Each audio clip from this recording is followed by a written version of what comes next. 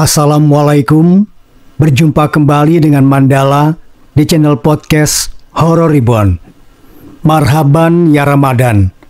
Bagi yang menunaikannya, semoga lancar.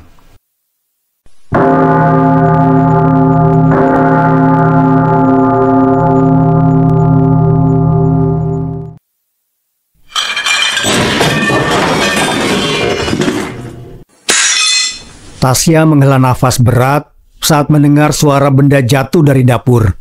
Ia baru akan menyiapkan alat-alat sekolah saat mendengar keributan yang diciptakan kedua orang tuanya di pagi buta seperti ini. Gadis remaja kelas 2 SMP itu melirik jam dinding yang menggantung di sudut kamar. Baru pukul 5:30, masih terlalu pagi untuk pergi ke sekolah.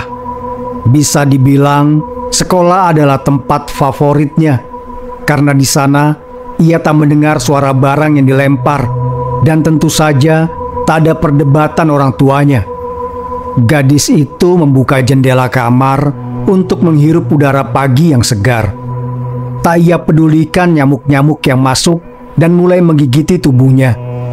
Suara mesin diesel yang dinyalakan sebagai tenaga listrik untuk penerangan sekaligus memutar kincir di dalam tambak sudah menjadi kawan setiap malam bagi Tasya. Karena mesin akan mulai dinyalakan saat malam dan dimatikan saat matahari terbit untuk menghemat solar. Listrik belum masuk lagi ke salah satu area penghasil udang di Indonesia ini. Pasca diputus oleh para pengelola dahulu, jadi petambak menggunakan mesin diesel sebagai alternatif. Tasya, bangun! Mandi! Ketukan yang lebih mirip sebuah gedoran di pintu kamarnya membuat gadis itu menghela nafas. Setelah bertengkar dengan ayah, maka ibu biasanya bersikap ketus pada anak-anaknya. Iya, sudah bangun dan sudah mandi, sahutnya malas sembari membuka pintu kamar. Leni menatap anaknya sejenak dari atas sampai bawah. Dilihatnya gadis yang ia lahirkan 14 tahun lalu itu sudah rapi mengenakan seragam. Kapan kamu mandi? Dari tadi. Ayah sama ibu terlalu sibuk bertengkar sampai nggak sadar anak sendiri sudah bersiap pergi. Sindir Tasya pelan, lalu masuk lagi ke kamarnya dan mulai mengenakan jilbab segi 4 di kepalanya. Ibunya menghela nafas. 2 tahun belakangan, ia memang terlalu sibuk dengan masalah antara ia dan suaminya. Mereka sering bertengkar masalah ekonomi. Apakah mereka kekurangan? Tentu saja tidak.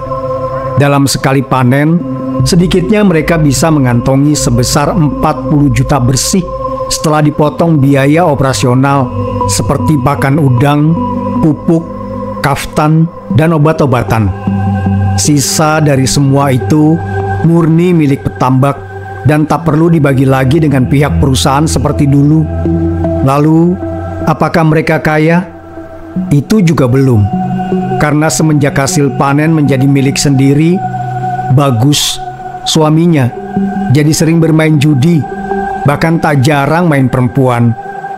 Uang memang membuat orang lupa daratan. Dari hasil yang 40 juta itu, istri dan anak-anaknya hanya mendapat sekitar 40%-nya saja.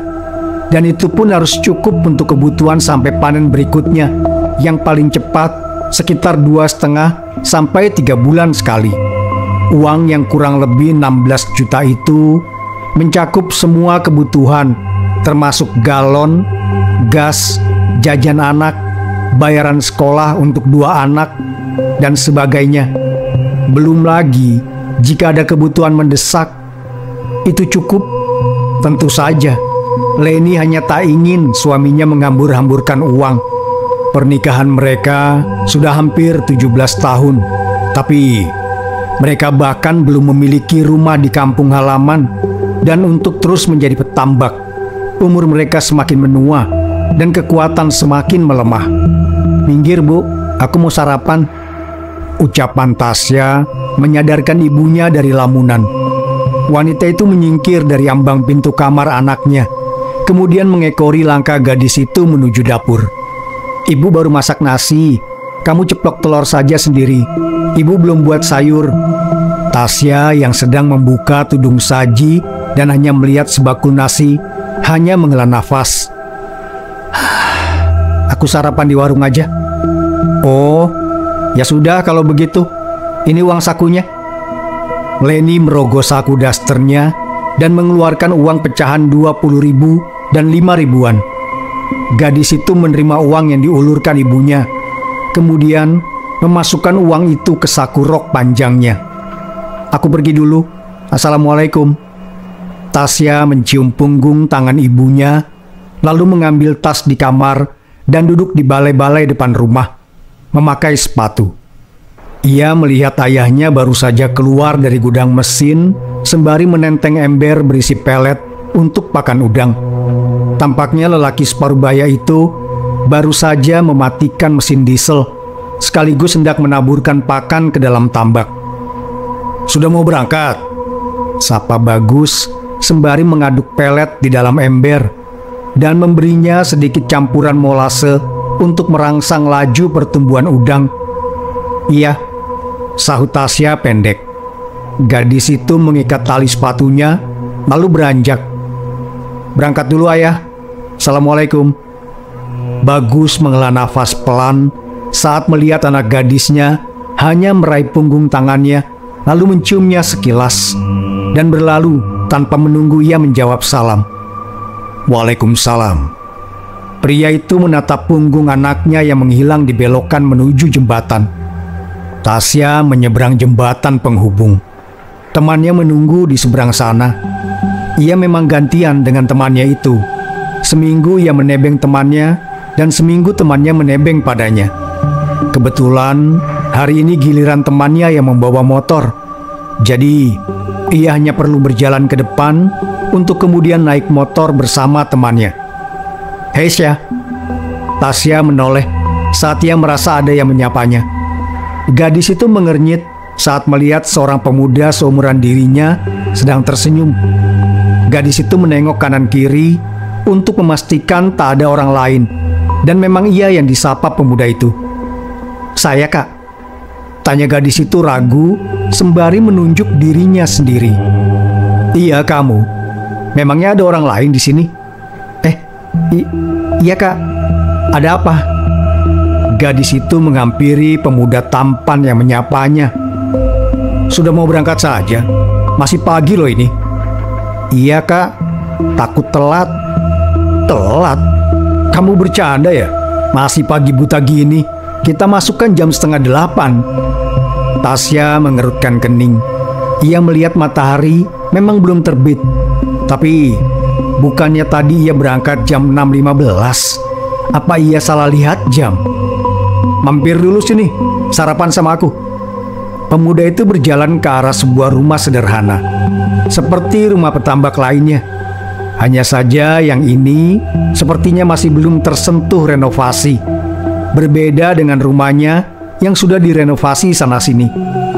Tanpa sadar, gadis itu mengikuti saja ajakan pemuda yang bahkan ia sendiri belum kenal. Tapi ia merasa pemuda ini pasti satu sekolah dengannya. Lihat saja batik yang mereka pakai sama. Lagi pula, ia merasa pemuda itu orang baik. "Ngomong-ngomong, namaku Rian," ujar pemuda itu sembari duduk di balai-balai depan rumahnya. "Tasya." "Aku sudah tahu dari dulu sekali malah." "Kelas berapa, Kak?" Gadis itu ikut duduk di samping Rian. "Kelas 9. "Oh, pantas aku tidak kenal. Tapi kakak kok kenal aku?" Rian tertawa pelan. "Aku sudah lama memerhatikan kamu." Tasya tersenyum kecil. Ia merasa tersanjung mendengar jawaban pemuda di sampingnya. "Rian, ayo sarapan dulu." Terdengar seruan dari dalam rumah. "Iya, Bu," sahut pemuda itu lalu mengamit lengan Tasya. "Ayo, sarapan dulu." Memangnya tidak apa-apa, Kak?" "Tidak apa-apa. Kamu juga belum sarapan kan?" Gadis itu tersipu sembari menggaruk kepalanya yang tertutup jilbab. "Iya sih, Kak. Kok tahu?" "Sudah dibilang, aku sudah lama memperhatikanmu. Ayo." "Iya, sebentar, Kak." Gadis itu melepas tas dan sepatu, lalu meletakkan kedua benda itu di balai-balai teras, lalu mengekori langkah pemuda itu masuk ke dalam rumah. Tanpa Tasya sadari, ia tadi baru naik ke atas jembatan. Mana ada rumah di atas jembatan? Kini hanya tas dan sepatunya yang ia tinggal di atas jembatan itu.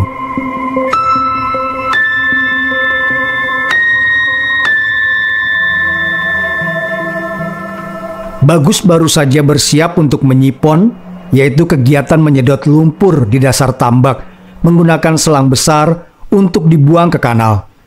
Biasanya dilakukan menjelang panen.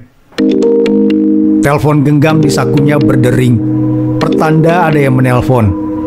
Pria itu memencet tombol berwarna hijau untuk mengangkat panggilan. Halo Mia, kenapa? Om, Tasya mana? Aku sudah menunggu di depan dari tadi, tapi kok belum datang-datang? Ternyata yang menelpon adalah teman anaknya. Pria itu melihat jam tangannya, lalu mengerutkan kening. Tasya sudah berangkat dari tadi, Mia. Ini sudah jam 7. Dia berangkat jam 6 lebih seperempat kalau tidak salah. Bagaimana mungkin belum sampai? Belum ada, Om. Dari tadi Mia sudah menunggu di sini. Tasya belum muncul juga. Mia tanya sama orang-orang, juga tidak ada yang lihat Tasya. Aduh, mampir di mana anak itu? Gumam Bagus, lalu menghampiri motornya di teras rumah. Ya sudah Mia, Om susul ke depan. Kamu berangkat saja, nanti terlambat. Setelah mematikan telepon, Bagus masuk lagi ke rumah, berganti pakaian, lalu mengambil kunci motor di kamar. Mau kemana? Leni menanyai suaminya yang sedang bersiap. Menyusul Tasya. Anakmu itu sudah berangkat dari tadi, tapi Mia bilang tidak ada di depan. Dia sudah menunggu dari tadi. Mampir di mana anak itu? Mendengar ucapan suaminya, Leni mengerutkan kening. Tasya bukan anak yang suka mampir-mampir sebelum berangkat sekolah. Wanita itu merogoh saku daster, lalu mengeluarkan telepon genggamnya dan menghubungi guru anaknya di sekolah. Halo Bu Nur, apa Tasya sudah di sekolah? Bagus dia menunggu istrinya yang tengah menelpon guru. Ia berharap anaknya sudah tiba di sekolah. Baik Bu, terima kasih. Leni menutup teleponnya, lalu menggeleng ke arah Bagus. Lelaki itu menghela nafas kasar. Ia keluar rumah, lalu menstarter motornya dan memacu kuda besi itu.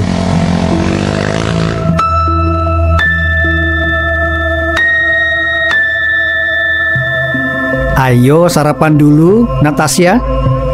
Tasya mengangguk sopan ke arah ibunya Rian.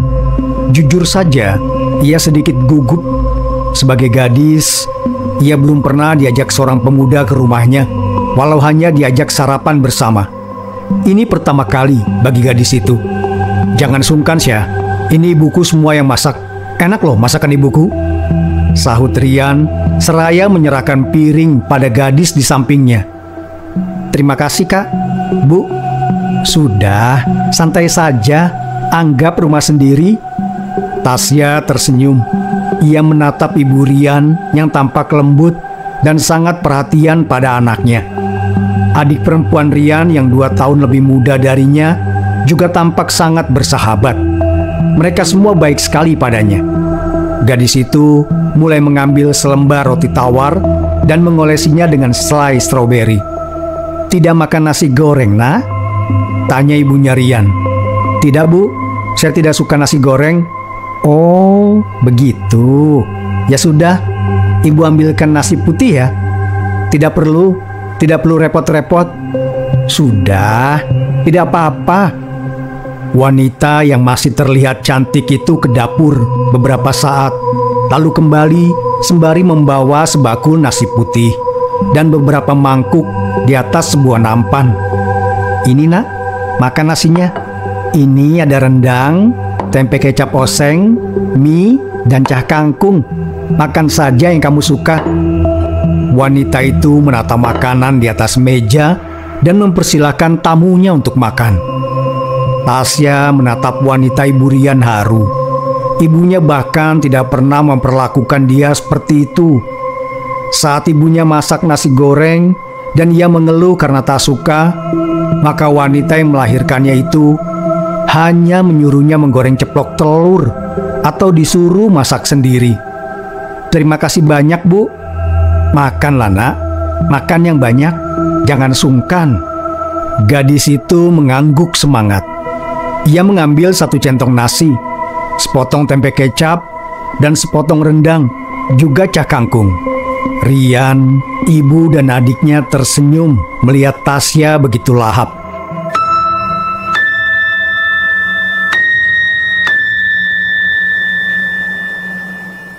Warga desa menyisir kanal besar. Ada yang menyisir tepi menggunakan kayu panjang yang menyentuh dasar kanal. Ada juga yang menyisir menggunakan sampan. Mereka bahu-membahu untuk menemukan Tasya.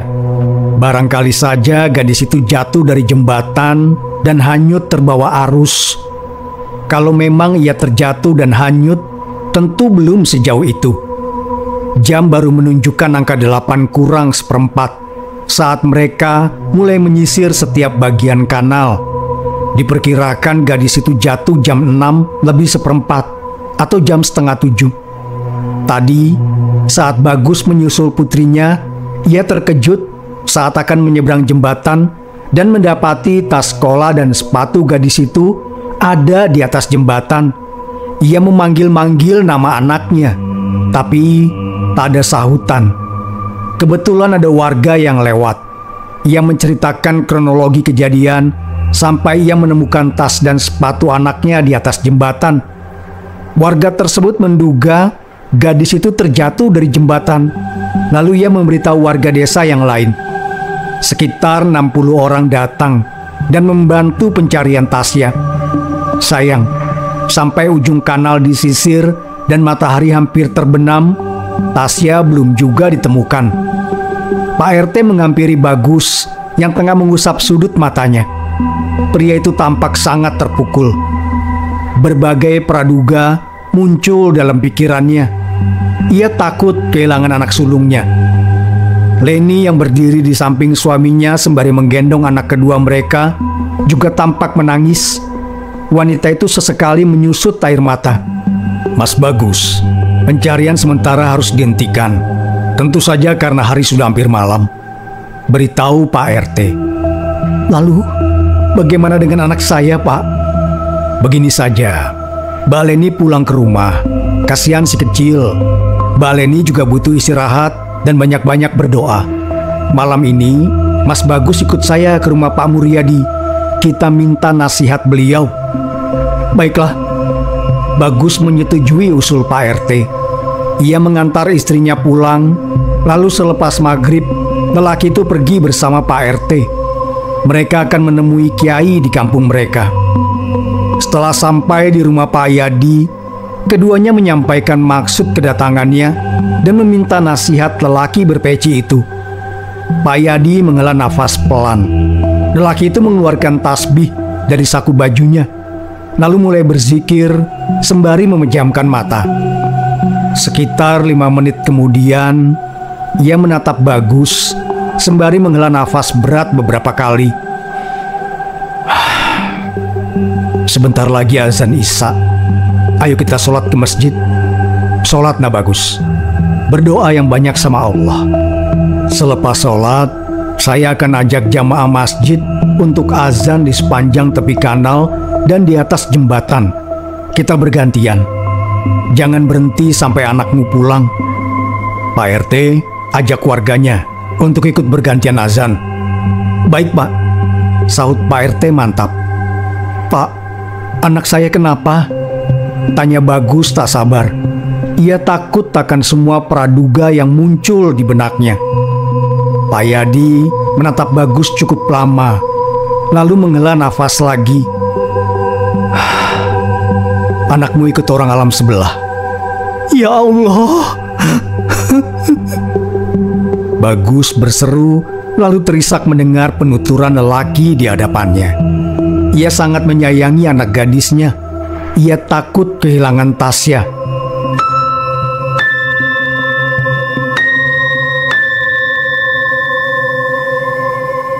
Tasya sedang menunggu Rian menyiapkan alat sekolahnya saat ia mendengar suara azan dari kejauhan. Suaranya sangat samar, lalu perlahan semakin jelas. Gadis itu heran, siapa yang azan pagi-pagi seperti ini? Rian menghentikan kegiatannya saat mendengar suara azan. Pemuda itu menatap tajam ke sekeliling. Ia dapat melihat orang-orang azan di atas jembatan sana. Tapi ia hanya tersenyum kecil. "Tasya, ayo pulang." Tasya menoleh saat melihat seorang lelaki tua mengenakan baju koko dan sarung datang menghampirinya. "Pak Yadi, ini Tasya mau berangkat sekolah." "Pulang, Nak. Ayah ibumu menunggumu di rumah." "Iya, nanti siang Tasya pulang ke rumah. Sekarang mau berangkat sekolah dulu sama Karian." Pak Yadi menoleh ke arah pemuda yang berdiri di samping Tasya. "Oh alah, nak. Kamu kenapa bawa anak gadis orang?" "Dia mau bersama saya," sahut Rian datar dan terkesan dingin. "Natasya, ayo pulang dulu. Bapak disuruh ayahmu menjemput." Tasya menoleh ke arah Rian, meminta pendapat pemuda itu. "Tasya akan ke sekolah sama saya." Rian berdiri di depan Tasya dan berhadapan langsung dengan Pak Yadi. "Sekolah yang mana? Jangan ngawur kamu."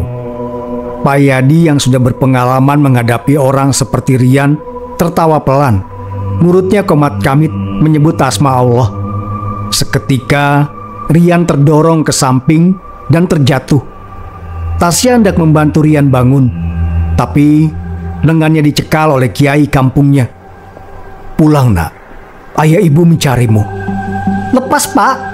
Karian!" Gadis itu memberontak dari cekalan Pak Yadi dan berteriak-teriak memanggil Rian saat ditarik menjauh oleh lelaki sepuh itu. Esoknya, sesuai dengan anjuran Pak Yadi, warga desa mulai bergiliran azan di semua jembatan kanal besar. Menjelang maghrib, giliran Bagus yang azan di atas jembatan tempat putrinya menghilang. Lelaki itu mengumandangkan azan sambil sesekali terisak. "Allahu Akbar, Allahu Akbar, la ilaha illallah." Azan selesai dikumandangkan, tapi sama seperti sebelum-sebelumnya, belum ada tanda-tanda Tasya akan ditemukan. Lelaki itu duduk di jembatan. Tubuhnya sudah lemah sebab kekurangan makan dan tidur selama 2 hari belakangan. Kalau malam ini belum juga ditemukan, besok adalah hari ketiga Tasya hilang. Malamnya, selepas Isya, Pak Yadi datang ke sana. Warga masih banyak yang menunggu di jembatan dan di pinggiran kanal. "Bagaimana?" tanya lelaki tua itu sembari terus menggulir butir-butir tasbih di tangannya. "Belum ada tanda-tanda, Pak." "Anak itu mengeyel sekali," gumam Pak Yadi sambil menggeleng. "Ya sudah, biar saya coba bantu." Lelaki itu memberi isyarat pada pemuda yang tadi datang bersamanya. Anak muda itu mendekat, lalu membentangkan tikar dan menggelar sajadah di atasnya. Pak Yadi yang memang sudah punya wudhu segera menunaikan sholat 2 rakaat. Selepas sholat, lelaki itu khusyuk dalam zikir panjangnya.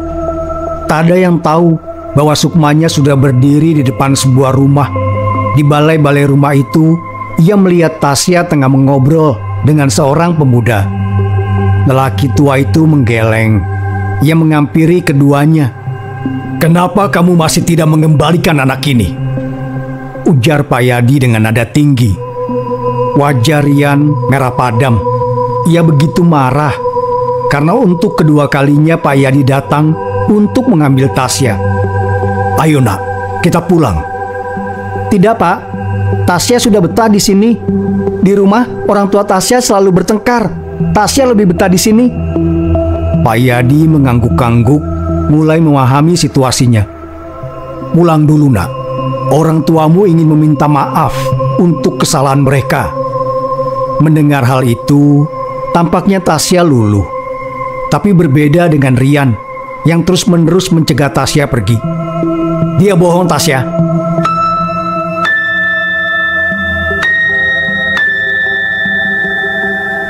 Di sini. Warga berteriak saat melihat pergerakan air tepat di bawah jembatan. Kepala Tasya muncul dan tenggelam lagi. Ia seperti orang yang meminta pertolongan saat tenggelam. Bagus melompat ke dalam kanal untuk membawa anak gadisnya ke tepi. Warga segera menolong ayah dan anak itu tanpa diminta. Ia dibawa menuju tepi kanal dan diberi minum. Pak Yadi membuka mata, lalu bangun dari kekusyuan zikirnya. Lelaki itu mendekat ke Tasya, lalu berdoa dan meniupkannya di ubun-ubun gadis itu. Bagus segera memeluk anak gadisnya. "Terima kasih ya Allah." Lelaki itu menangis terharu. Ia sudah tak bisa berkata apa-apa lagi sekarang. Tasya kebingungan melihat orang-orang ramai mengelilinginya. Ia menoleh ke kanan dan kiri dengan tatapan aneh. "Kalian mana? Kalian?" tanya gadis itu dengan suara lemah. Ia bingung kenapa dirinya ada di tepi kanal dengan baju basah kuyup. Seingatnya tadi Pak Yadi membawa ia dengan paksa untuk pergi dari rumah Rian. "Rian?" gumam Bagus saat mendengar putrinya menanyakan seseorang. "Tasya, ya Allah, Tasya, ya Allah." Leni datang membelah kerumunan warga. Wanita itu segera memeluk putrinya yang masih terduduk lemah di tanah. "Tasya, alhamdulillah kamu selamat, nak. Mana yang sakit, nak? Bilang sama ibu, nak." Tasya semakin lemah. Tubuhnya seperti kehabisan tenaga. Sebelum ia tak sadarkan diri, gadis itu memegang tangan ibunya. "Bu, kalian mana, Bu?" Leni panik saat melihat anaknya pingsan. Warga yang berada di sana langsung berinisiatif membawa gadis itu ke klinik terdekat. Ia butuh pertolongan medis sekarang. Tasya membuka matanya dan mengernyit silau karena sinar lampu. Ia melihat ibunya tertidur di kursi plastik samping tempatnya berbaring. Saat menggerakkan tangan, gadis itu merasa nyeri. Ternyata ada infus yang menempel di sana. Bagus masuk dan melihat anak gadisnya sudah sadar. Melihat jam sudah pukul 2 dini hari, ia juga melihat anak bungsunya yang tidur di lantai beralaskan tikar. Tak jauh dari sana, obat nyamuk masih terus mengeluarkan asap ke penjuru ruangan. Istrinya tertidur di kursi dengan kepala bertumpu di sisi kasur tempat Tasya berbaring. "Ayah," sapa gadis itu saat melihat ayahnya memasuki ruangan. "Shh, jangan berisik, nanti ibumu bangun." Bagus meletakkan jari telunjuk di depan bibirnya. Ia bicara setengah berbisik. "Ayah, aku mau ke Rian." Tanpa basa-basi, Tasya menodong ayahnya dengan kalimat permintaan yang tak masuk akal. Untungnya Pak Yadi sudah mengingatkan ia dan Leni agar mengiyakan saja ucapan gadis itu. Setidaknya sampai Tasya sembuh dan bisa diajak bicara, baru mereka akan menjelaskan siapa Rian sebenarnya. "Iya, nak. Tasya sembuh dulu ya. Baru nanti setelah sembuh, ayah antar ke Rian." "Aku mau sekarang, ayah." Bagus menghela nafas pelan. "Nah, kamu sembuh dulu ya. Nanti ayah antar." Usai mengucapkan kalimat itu, Bagus memaki dalam hati. Makhluk terkutuk itu sudah membuat putrinya sakit. Andai ia punya kemampuan, tentu sudah ia datangi dengan membawa parang. Sayang, melihatnya saja pun ia tak bisa. Tasya mendengarkan ucapan ayahnya. Ia mulai bercerita tentang Rian dan keluarganya yang baik dan sangat perhatian. "Ayah, aku ingin keluarga kita seperti keluarga Rian. Mereka bisa hidup bahagia, bahkan tanpa kehadiran ayah Rian. Aku pasti bisa lebih bahagia, karena keluargaku lengkap. Ada ayah, ibu, adik, dan aku." Bagus tertampar mendengar ucapan putrinya. Ia merasa sangat bersalah atas apa yang menimpa gadis berusia 14 tahun itu. Iya nak, Tasya sembuh ya. Nanti kita pulang ke rumah dan kita akan bahagia. Bagus sudah mantap. Ia ingin berubah demi anak istrinya. Ia pasti bisa memberikan kebahagiaan pada keluarganya setelah ini. Tanpa ia tahu, semua tak lagi sama.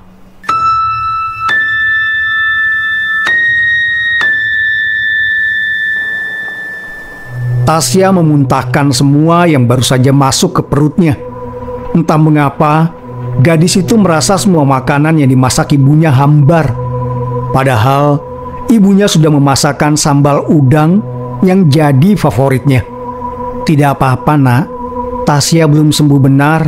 Nanti kalau sudah sembuh, nafsu makanmu pasti naik lagi. Hibur Leni untuk menenangkan anak gadisnya. Tasya hanya tersenyum tipis. Ibunya membantu menyeka sudut bibir gadis itu dengan tisu, lalu mengangsurkan segelas air hangat. Pelan, ia meminum air hangat dalam gelas hingga tersisa setengahnya. Pintu diketuk. Dokter masuk sembari membawa selembar kertas. "Bagaimana keadaannya, Bu?" tanya wanita muda mengenakan seragam batik tersebut. "Belum bisa makan, Bu. Muntah terus," sahut Leni seraya meletakkan gelas ke atas nakas. "Begini, Bu. Kami pihak klinik sudah berusaha semampu kami. Tapi Tasya sudah 2 hari di sini dan masih belum stabil. Dan lagi peralatan di sini kurang lengkap. Itu sebabnya kami menyarankan agar Tasya dirujuk ke rumah sakit. Peralatannya lebih lengkap. Kalau Ibu setuju, akan saya buat surat rujukannya." "Iya Bu, saya kabari suami saya dulu." Leni menerima kertas yang diberikan dokter.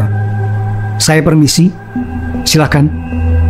Sepeninggalnya dokter, Leni membaca surat rujukan, lalu menghubungi suaminya.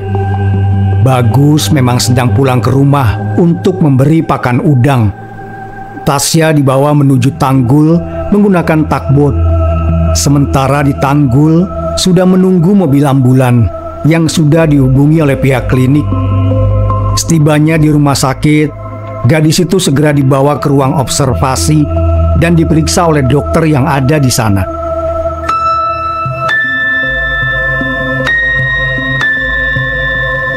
Setengah jam kemudian, Brangkar dipindahkan menuju kamar rawat. Infus dari klinik diganti oleh dokter di rumah sakit. Dokter juga mengecek tensi darah dan sebagainya. Tasya hanya menurut saja selama dokter memeriksanya. Gadis itu sudah lemah. Ia kehilangan banyak tenaga. Selama pulang, ia tidak bisa makan. Apapun yang ia makan selalu berakhir dimuntahkan lagi. Hanya air putih yang bisa masuk ke perutnya. Saat dokter sudah selesai, ayah, ibu dan adiknya masuk. Tasya hanya termenung menatap langit-langit kamar rawat. Bayangan Rian menari-nari di otaknya.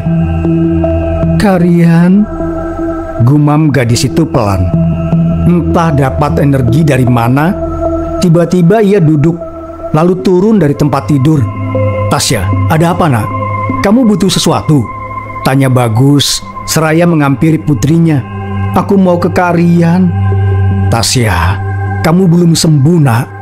Tunggu kamu sembuh ya." "Aku tidak bisa menunggu lagi ayah. Kalian semua membohongiku. Kalian tidak mau aku ke Karian. Kalian pembohong. Awas, aku mau pergi. Aku mau tinggal sama Karian. Awas." "Tasya, tenang nak. Istighfar Tasya." Bagus mendekap tubuh gadis itu, tapi Tasya semakin meronta dan meronta. "Tasya, istighfar nak." Leni yang baru saja beranjak hendak ikut menenangkan anak gadisnya mendadak urung saat mendengar anaknya yang masih kecil menangis histeris. Mungkin saja ia takut melihat kakaknya yang seperti kesetanan. Leni segera meraih anak balitanya ke dalam gendongan sembari menenangkannya. Keributan di ruang rawat Tasya mengundang para perawat dan dokter berdatangan. Keluarga pasien lain ikut mengintip dari jendela. Mereka ingin tahu apa yang terjadi. Ruangan penuh dengan para dokter. Mereka ikut menenangkan Tasya. Tapi amukan gadis itu malah semakin menjadi. Selang infus yang menempel di tangannya sudah berubah merah oleh darah. Tiba-tiba kerumunan dibelah dari belakang. Seorang perawat lelaki yang masih muda menghampiri Tasya. Ia meminta Bagus dan perawat lain untuk menahan tangan gadis itu. Lalu ia mulai membacakan ayat-ayat Al-Quran di telinga Tasya. Setelah selesai membaca beberapa ayat, ia menyambungnya dengan ayat kursi. Setelah itu meniupkannya di ubun-ubun gadis itu. Tasya berangsur-angsur tenang. Tatapan matanya menjadi sayu, tidak lagi penuh amarah seperti tadi. Pemuda itu membubarkan kerumunan, lalu meminta Bagus untuk membantu putrinya berbaring. Ia memperbaiki infus yang nyaris lepas. "Karian." Tasya mengumamkan nama Rian lagi, tapi dengan sangat lemah. Matanya perlahan tertutup. "Biarkan dia istirahat, Pak. Batinnya masih terguncang hebat. Saya turut prihatin atas apa yang menimpa putri Bapak," ujar pemuda itu sembari menatap Tasya cukup lama. "Saya permisi dulu." "Tunggu dulu, Mas." Bagus menghampiri pemuda itu yang sudah mencapai pintu. "Terima kasih banyak atas bantuannya." "Nama Mas siapa?" "Sama-sama. Saya Alfian." "Terima kasih, Mas Alfian." Alfian mengangguk, lalu pergi dari ruang rawat Tasya. 5 hari di rumah sakit, Tasya tak menunjukkan tanda-tanda akan membaik. Pihak rumah sakit bingung karena Tasya tak sakit apa-apa. Ia hanya lemas karena tak mau makan. Semua makanan yang masuk dimuntahkan lagi. Setelah dibacakan doa oleh Alfian waktu itu, ia tak lagi mengamuk. Ia hanya mengigaukan nama Rian atau menyebutnya berulang saat tengah siuman. Pihak rumah sakit sudah memberi penambah nafsu makan. Akan tetapi, obat itu seperti tak berfungsi sama sekali. Pagi ini seperti biasa, Leni membawa satu baskom air hangat untuk mengelap tubuh putrinya. Tapi saat akan membangunkan Tasya, wanita itu terkejut begitu merasakan tangan Tasya begitu dingin. "Tasya!" Ia mengguncang tubuh anak gadisnya pelan untuk membangunkan. Ditunggunya beberapa detik, tak ada respons. Ia meletakkan jari di bawah hidung anaknya. Tak ada nafas yang berembus di sana. Seketika Leni panik. "Tasya! Tasya, bangun, Nak! Tasya!" teriaknya sembari mengguncangkan tubuh gadis itu. Tetap tak ada respons. Ia mulai menangis sembari memeluk anak gadisnya. Bagus masuk dengan wajah panik saat mendengar teriakan istrinya. Lelaki itu membeku saat melihat Tasya sudah terkulai di dalam pelukan ibunya. "Tasya!" Bagus mendekat, duduk di ujung ranjang pasien, memegang betis putrinya yang dingin. Ia pun menangis, lalu merangkul tubuh istrinya. "Tasya ya?" "Iya, Bu. Sudahlah, mungkin sudah jalannya seperti ini. Biarkan Tasya tenang di sana." Bagus berusaha untuk kuat. Ia masih harus menopang istri dan anak bungsu mereka. Ditatapnya wajah pucat Tasya. Gadis itu sudah pergi selamanya. Ia menyesal karena tak sempat memberikan kehangatan keluarga yang diimpikan putrinya. Bagus hidup dengan rasa bersalah. Namun, Bagus selalu berusaha untuk jadi kepala rumah tangga yang lebih baik lagi.